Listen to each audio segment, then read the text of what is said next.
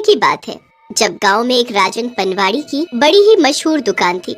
राजन के पान पूरे गांव में मशहूर थे। सब दूर दूर से उसके पान खाने आते थे। एक दिन की बात है जब राजन की दुकान पर बहुत ही भीड़ लगी होती है। अरे भैया तनिक सब्र रखो, हम सबको पान दे रहे हैं। अरे भाई मुझे जरा सबसे पहले पान देना, गला बड़ा सूख सा रहा है।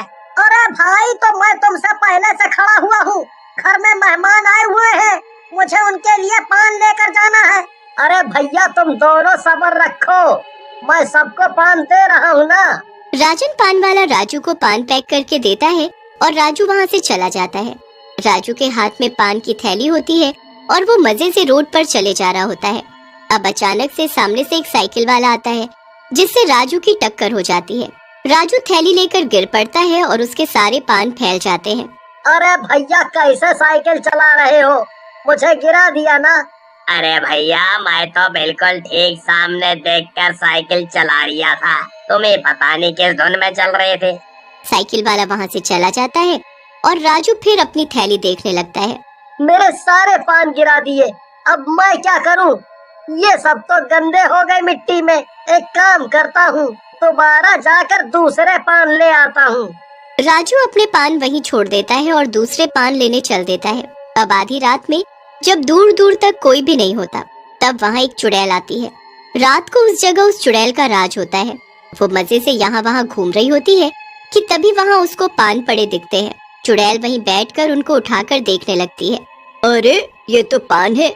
चुड़ैल एक पान अपने मुंह में डालती है तो उसे वो पान बड़ा ही स्वादिष्ट लगता है। वो बड़ा स्वाद लेकर उसको खाने लगती है। अरे वाह, ये तो बड़ा ही स्वाद है, मजा आ गया खाकर। अब एक एक करके चुड़ैल सारे पान खा जाती है और यहाँ वहाँ किसी के घर की दीवार पर थूक देती है।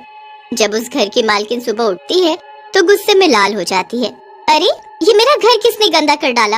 मैं इतनी सफाई रखती हूँ, ये जरूर साथ वाले राजू ने किया है, वही दिन भर पान खाता है। अरे ओ राजू बाहर निकल।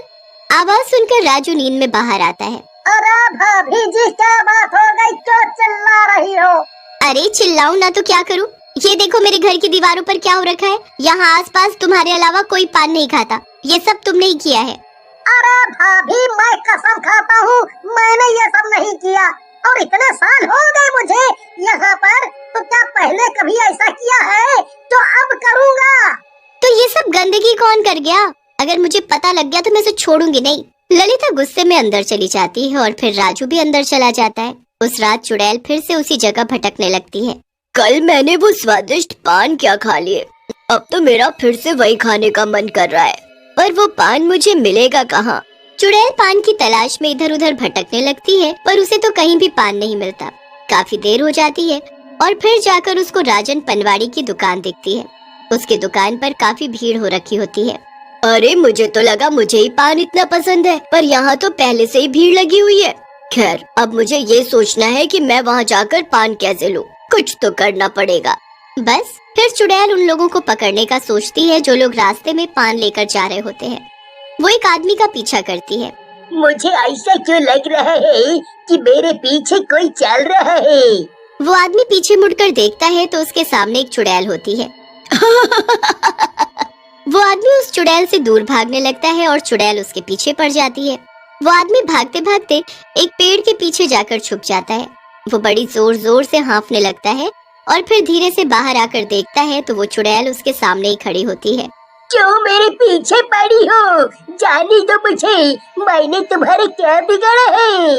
मुझे ये पान चाहिए, मुझे ये पान दे दो फिर मैं तुमको जाने दूंगी। ओह ऐसा है तो ये लो सारे पान रख लो और मुझे जाने दो। चुड़ैल उस आदमी से सारे पान ले लेती है और उनको देखकर एकदम खुशी से पागल हो जाती है। पान पान पान पान मिल गए मुझे। ये कैसी चुड़ैल है? पान खाने वाली चुड़ैल भी कोई होती है क्या?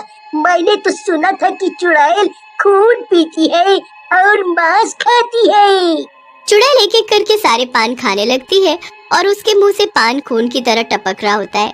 वो आदमी मौके का फायदा उठाता है और वहाँ से भाग जाता है। चुड़ैल एक के बाद एक पान पर पान खाए जा रही होती है। जब उसके सारे पान खत्म हो जाते हैं तो वो किसी दूसरे आदमी को पकड़ लेती है। उससे भी वो सारे पान छीन कर। अब उस चुड़ैल का ये सब रोज का हो जाता है और जिनके साथ भी ये हादसा हुआ होता है वो राजन पनवाड़ी के पास आना ही छोड़ देते हैं। अब धीरे धीरे राजन पनवाड़ी की दुकानदारी कम होने लगती है। उसकी दुकान पर पहले जैसी भीड़ नहीं रहती। एक दिन राजन पनवाड़ी बड़ा परेशान होने लगता है और पान बनाते वक्त उसका ध्यान इसी में लगा होता है कि तभी हरिया उससे पूछता है, अरे भाई क्या बात है, आज तुम बड़े उदास से दिख रहे हो, पान भी मन से नहीं बना रहे। बात ही ऐसी है, बस क्या बताऊं। अरे भाई बताओ तो सही, मैं कितने सालों से तुम्हारी दुकान पर आ रहा हूँ और पहली बार तुमको ऐसे उदास देख रहा हूँ। बताओ तो क्या बात है। अरे बस समझ नहीं आ रहा कि अचानक मेरी दुकान पर लोग आना बंद क्यों हो रहे हैं।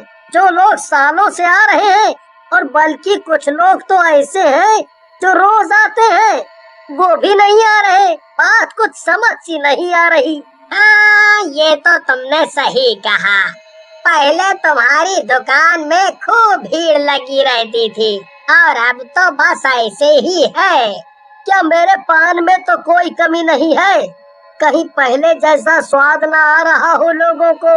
अरे भाई पान तो बिल्कुल वैसा है जैसा सालों पहले था, टनाटन। भाई बात कुछ और ही है, अचानक से बंधे हुए ग्राहकों का आना बंद हो जाना अजीब तो है। हाँ, पर मैं कुछ कर भी तो नहीं सकता। उस रात राजन परेशान होकर अपने घर लौट रहा होता है, पर रास्ते में वो कुछ सब्जियां खरीदने के लिए बाजार होता हुआ जाता है। अब बाजार में उसे अपना कोई पुराना ग्राहक दिख जाता है। राजन जल्दी से उसके पास जाता है और उससे पूछता है, अरे भैया तुम यहाँ? अरे भैया तुम? हाँ सोचा सब्जी लेते लेते निकल जाऊं और तुम दिख गए। वैसे तुम बड़े दिनों से दुकान पर नहीं आ रहे, पहले तो रोज आते थे। मेरे बनाए पान के बिना तुम्हारा खाना भी हजम नहीं होता था। अरे भैया तुम तो नाम ही मत लो पान का, मुझे तो नाम से ही डर लगता है। अब मैंने तो अब पान खाना ही छोड़ दिया जब से उस चुड़ैल को देखा है। अरे भाई ये तुम क्या बोल रहे हो? जरा ठीक से बताओ क्या बात है, कौन सी चुड़ैल? अरे भाई 2 हफ्ते पहले जब मैं आखिरी बार तुम्हारी दुकान पर आया था तो मैंने 2 पान घर के लिए भी पैक करवाए थे। मैं मजे से घर की तरफ आ ही रहा था कि वो जो बीच में सुनसान रास्ता पड़ता है वहाँ मेरे सामने एक भयानक चुड़ैल आ खड़ी हुई। चुड़ैल? क्या बात कर रहे हो? हाँ भैया चुड़ैल, और वो भी पान खाने वाली चुड़ैल। उसने मुझे डराया धमकाया और फिर मुझसे पान छीन कर खाने लगी और ऐसे पान खा रही थी जैसे कि बस जन्मों की भूखी मांस खा रही हो। मुझे तो यकीन ही नहीं हो रहा कि तुम्हारे साथ ये सब हुआ है। राजन उस रात घर तो आ जाता है पर उसका दिमाग उस आदमी की बातों में ही घूम रहा होता है। उसे समझ ही नहीं आ रहा होता कि वो सच बोल रहा है या झूठ, इसलिए वो अगली रात खुद पान लेकर उस रास्ते से गुजरता है। रास्ता एकदम सुनसान और दूर दूर तक कोई नहीं होता। राजन पान हाथ में लिए चल ही रहा होता है कि एकदम कोई उसका पान छीन लेता है। राजन देखता है तो वो कोई और नहीं बल्कि सच में पान खाने वाली चुड़ैल ही होती है। बस एक ही पान लेकर आया तू, इससे मेरा क्या होगा बता? वो मुझसे गलती हो गई। तो अब याद रखना, कल मेरे लिए ढेर सारे पान लेकर आना वरना अच्छा नहीं होगा। राजन वहाँ से जैसे तैसे बचकर घर आता है और अब उसको पान खाने वाली चुड़ैल वाली बात याद आ जाती है। अगले दिन राजन एक बाबा के पास जाता है और उनको उस पान खाने वाली चुड़ैल के बारे में सब बताता है। बाबा भी उसकी बात सुनकर हैरान हो जाते हैं कि किसी चुड़ैल को पान खाने का भी शौक है, पर वो राजन को एक सुपारी पढ़कर देते हैं। अब ये सुपारी ले जा और पान में मिलाकर उस चुड़ैल को खिला दे।